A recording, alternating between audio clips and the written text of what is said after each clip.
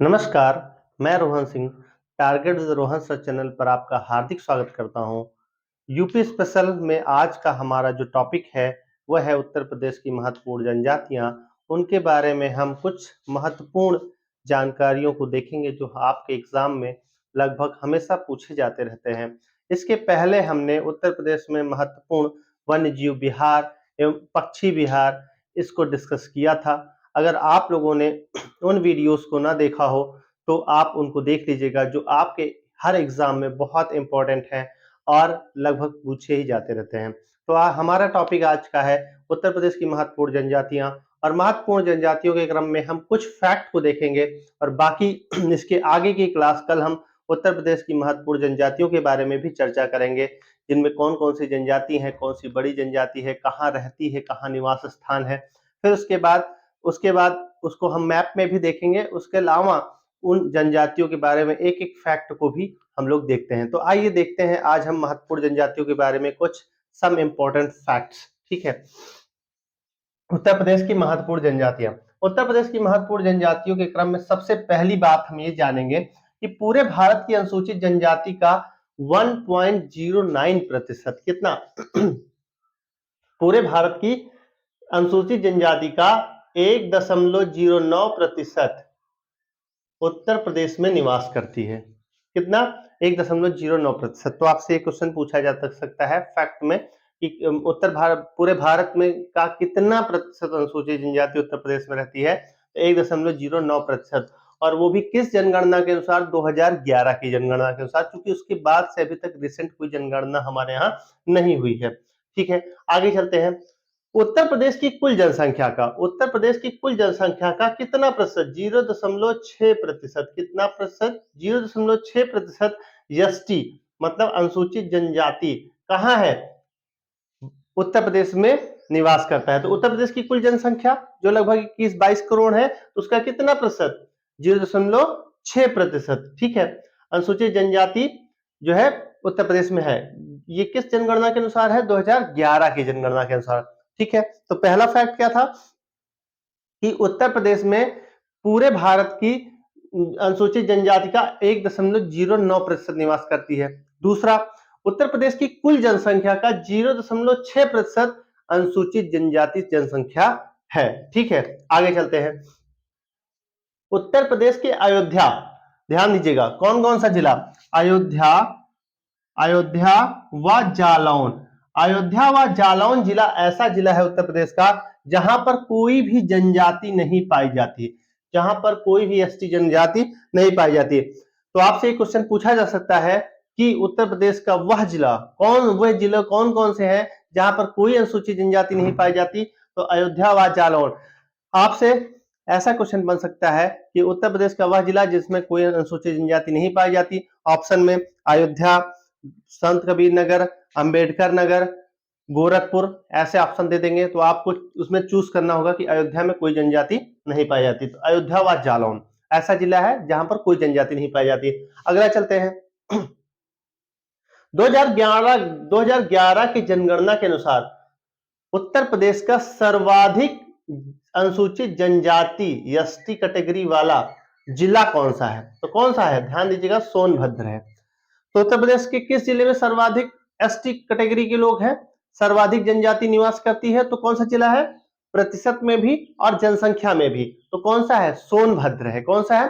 सोनभद्र। तो आप ध्यान दीजिएगा। ठीक है, आगे चलते हैं। 2011 की जनगणना के अनुसार आपसे यह भी क्वेश्चन पूछा जा चुका है। 2011 की जनगणना के अनुसार उत्तर प्रदेश का कौन सा ऐसा जिला है जहां पर सबसे कम अनुसूचित जनजाति निवास करती? कोई भी नहीं निवास करती अयोध्या और जालौन में, लेकिन सबसे कम है यहाँ जनजाति, लेकिन सबसे कम है।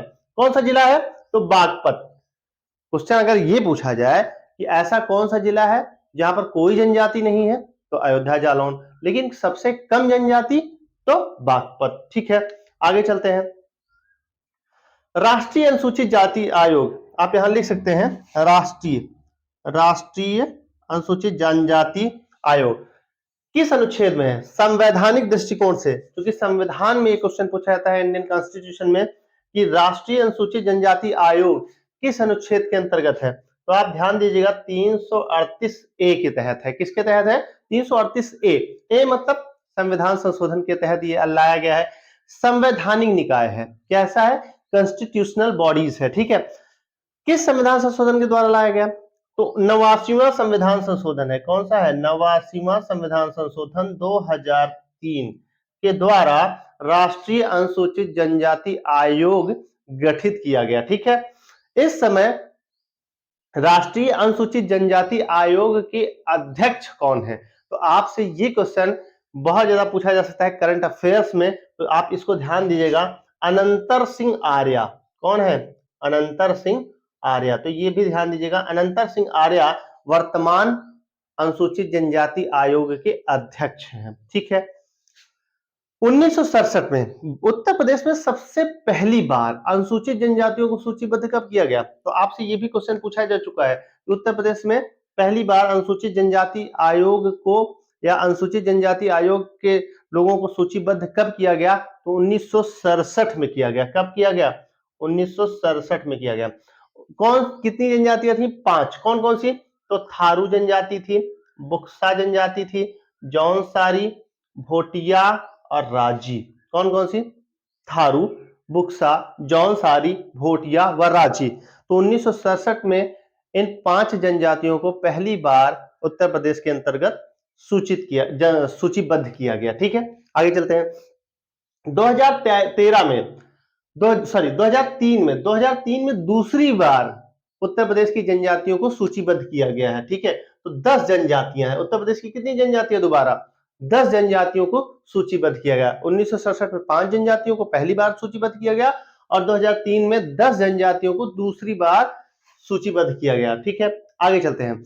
ये क्वेश्चन आपसे पूछा जा सकता है, उत्तर प्रदेश का सबसे बड़ा जनजातीय समूह, उत्तर प्रदेश का सबसे बड़ा जनजातीय समूह कौन सा है, तो गोंड जनजाति। उत्तर प्रदेश में सबसे बड़ी जनजाति कौन सी है, गोंड जनजाति। ये क्वेश्चन बार बार पूछा जा चुका है यूपी पुलिस में, यूपी SSSC में, यूपी PCS में, यहां तक कि ये क्वेश्चन पूछा जा चुका है, तो आप इसको बहुत ध्यान देके पढ़िएगा, ठीक है। उत्तर प्रदेश का दूसरा सबसे बड़ा जनजातीय समूह, तो सबसे बड़ा जनजातीय समूह गोंड, दूसरा सबसे बड़ा जनजातीय समूह कौन सा है, खरवार जनजाति है। कौन सी जनजाति है, खरवार जनजाति। ये जनजातियां कहां निवास करती हैं, कल हम इसको नेक्स्ट क्लास में हम आपको दिखाएंगे और बाय मैप भी आपको दिखाने की कोशिश करेंगे, ठीक है। उत्तर प्रदेश की तीसरी सबसे बड़ी जनजाति, तो उत्तर प्रदेश की तीसरी सबसे बड़ी जनजाति कौन सी है, थारू है। कौन सी है, थारू है। एक क्वेश्चन सबसे ज्यादा पूछा जाता है कि कौन सी जनजाति दीपावली पर्व को शोक पर्व के रूप में मनाती है, तो कौन सी जनजाति है, थारू जनजाति। जनजातियों के बारे में भी हम डिस्कस करेंगे, ठीक है। भारत की सबसे बड़ी जनजाति, अब ये तो उत्तर प्रदेश की बात रही। उत्तर प्रदेश की सबसे बड़ी जनजाति गोंड, उत्तर प्रदेश की दूसरी सबसे बड़ी जनजाति खरवार, तीसरी थारू। भारत की सबसे बड़ी जनजाति, तो भारत की सबसे बड़ी जनजाति कौन सी है, भील जनजाति, जो कि कहां रहती है, राजस्थान में है, मध्य प्रदेश में है, महाराष्ट्र में है। तो ये भारत का सबसे बड़ा जनजातीय समूह है, कौन सा है, भील जनजाति है, ठीक है। भारत में सर्वाधिक अनुसूचित जनजाति, आपसे क्वेश्चन ये पूछे, जैसे उत्तर प्रदेश में पूछा जाता है कि सर्वाधिक जनजाति किस जिले में रहती है, तो आप बताएंगे सोनभद्र। सबसे कम किस जिले में रहती है, तो आप क्या बताएंगे, बागपत। उसी तरीके से आपसे भारत के संदर्भ में क्वेश्चन पूछा जा सकता है कि भारत के किस राज्य में सर्वाधिक अनुसूचित जनजाति निवास करती है, तो कौन सा राज्य है, मध्य प्रदेश राज्य है। कौन सा राज्य है, मध्य प्रदेश राज्य है, ठीक है। ध्यान दीजिएगा, मध्य प्रदेश, ठीक है। आगे चलते हैं। ये क्वेश्चन यूपी PCS में पूछा जा चुका है, ये क्वेश्चन यूपी PCS में पूछा जा चुका है कि भारत का वह राज्य जहां पर कोई भी अनुसूचित जनजाति नहीं पाई जाती, मींस की सूचीबद्ध लिस्टेड नहीं है, कोई भी अनुसूचित जनजाति नहीं पाई जाती है, कोई भी अनुसूचित जनजाति सूचीबद्ध नहीं है, तो कौन से राज्य हैं, पंजाब है और हरियाणा है, ठीक है। इसके अलावा केंद्र शासित प्रदेश पौंडीचेरी है और दिल्ली भी है, ठीक है। तो ये 4, 2 तो राज्य हैं आपके, पंजाब और हरियाणा। केंद्र शासित प्रदेशों में दिल्ली और पौंडीचेरी को, आप पुदुचेरी को याद रखिएगा कि वहां पर कोई भी अनुसूचित जनजाति सूचीबद्ध नहीं है, ठीक है। तो ये आपकी उत्तर प्रदेश की महत्वपूर्ण जनजातियों के बारे में कुछ बहुत ही इंपॉर्टेंट फैक्ट हैं, जो आपके एग्जाम में ये सारे प्रीवियस ईयर में पूछे जा चुके हैं, तो आप इनको नोट कर लीजिएगा। और इसको नोट करके स्क्रीनशॉट लेके 1 से 2 बार वीडियो को देखिएगा, जिससे ये फैक्ट आपको याद रहे, ताकि दोबारा अगर पूछे जाएं तो आप ये इनसे क्वेश्चन आपके हो जाएं। ठीक है, और आप हमारे चैनल को लगातार देखते रहिए और प्लस सब्सक्राइब और लाइक भी किया कीजिए। हमारे चैनल पे आप कमेंट करके ये भी बता सकते हैं कि आपको कौन सा टॉपिक इंपॉर्टेंट है जो पढ़ाया जा सकता है, और मैं उस पर भी वीडियो लाने की कोशिश करूंगा। और आप अपने बहुमूल्य कमेंट जरूर दिया कीजिए, जिससे हमारा मोटिवेशन बढ़ता है और हम और मेहनत करके आपके सामने आते हैं। ठीक है, फिर मिलते हैं नेक्स्ट वीडियो में। नमस्कार।